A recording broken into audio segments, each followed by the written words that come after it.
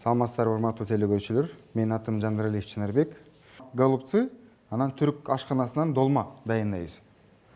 Биринчиден капустанын ортосундагыны акырын оюп алып алабыз. Капустанын ортосунда өзөгүн алгандан кийин туздалган кайнак сууга капустаны салып коебуз. Голубцага керектүүлүүчү азыктар: бышкан күрүч, пияз, жашылча, анан чеснок. Уй фаршын алабыз. Буга бышкан күрүч кошобуз. Биз бышырып койгонбуз күрүчүбүздү. Жумуртка кошобуз. Пиязды чоркан өткөзүп майдалап алабыз. Туз, черный перец. Муну араштырабыз уже. Капустабыз бышып калды. Эми муну оройлу. Могул жерлери катуураак, калыңыраак болот. Мынтип жукартып кесип койсок болот. Муну баягы оролгонго силерге тоскоолдук болбосун.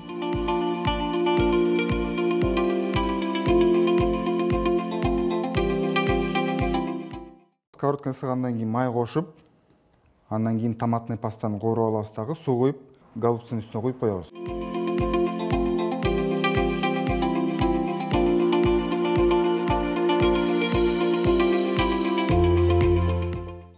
Соусубуз даяр болуп калды. Соусту голубцунун үстүнө коебуз. Үйдө болгон жашылчаларды мынтип майдалап туруп алып, соус куйгандан кийин голубцунун үстүнө себелеп койсок болот. Даяр голубцуну 180 градуска 45 мүнөткө салабыз духовкага. Биз калып калган фаршыбыздан азыр долма кылабыз. Болгону айырмасы буга биз азыр кинза кошобуз дагы, анан чеснок кошобуз.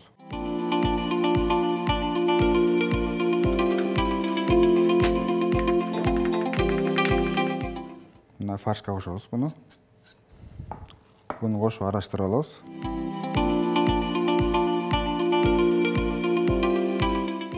Жүзүм жалбырагы. Бул жүзүм жалбырагына бул фаршты азыр кичинекей-кичинекейден кылып салабыз.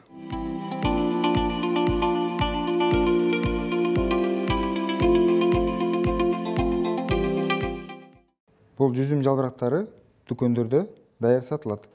Болбосо өзүнүн бир убагы бар, ошол убакытта жүзүмдү үзүп, маринаттап, үй шартында маринаттап койсок болот. Мына долмабызды ороп бүттүк. Ар ким ар кандай болсо болот. Мисалы үчүн буга бышырсак деле болот. Сковородкага салып, үстүн сөзсүз бир нерсе менен бастырып койбосок, баягы жалбырактар ачылып кетиши мүмкүн. Ошон мен азыркы баягы учурда мен азыр эмеге сковородкага салып эле силерге көрсөтүп берейин.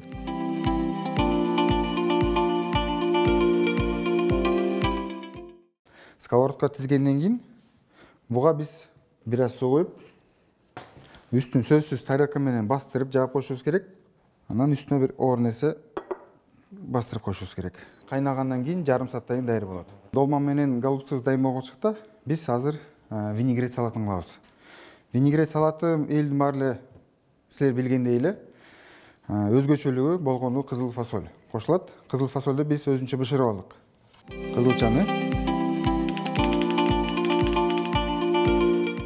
Кызылчаны турап бүткөндөн кийин картошканы кошобуз. Муну деле кызылчадай турап. Андан кийин сабизди, туздалган бадыраң. Винегрет салатыбызды туруп алдык.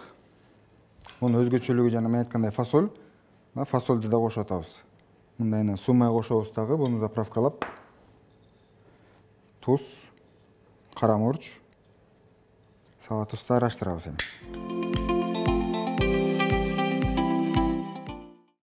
Салатыбыз даяр болду. Винегрет салатыбыз. Телекөрүүчүлөр, биздин да голубцубуз даяр болуп калды.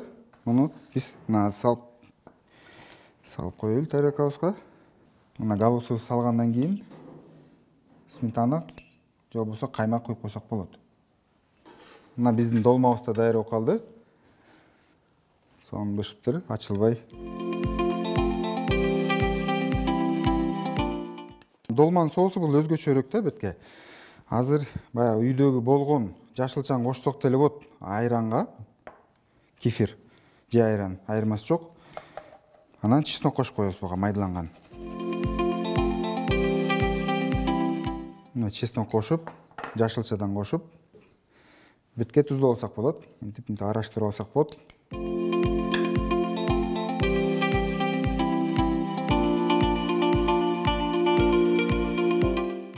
Урматтуу телекөрүүчүлөр, мына биздин долмабыз менен голубцы жана салатыбыз даяр болду. Тамагыңыздар таттуу болсун, туура тамактаныңыздар.